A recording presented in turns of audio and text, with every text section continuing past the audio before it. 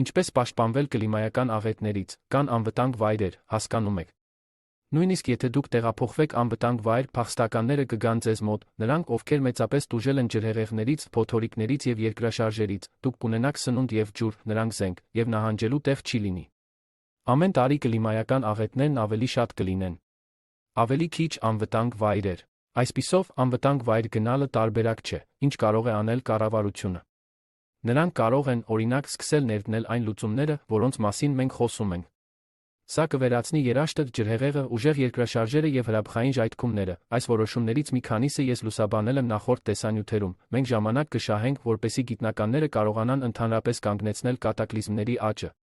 Բայց կառավարությունները կարող են դադարեցնել պատերազմը եւ սկսել իրականացնել այդ լուծումները միայն մեկ դեպքում, եթե մարդիկ սկսեն դա պահանջել, եւ մարդկանց մեծամասնությունը դեռ չգիտի, թե իրականում ինչի պատճառով է փոխվում կլիման, այս մասին ամրացված տեսանյութը վերատեղադրեք, որպեսզի ավելի շատ մարդիկ իմանան դրա մասին։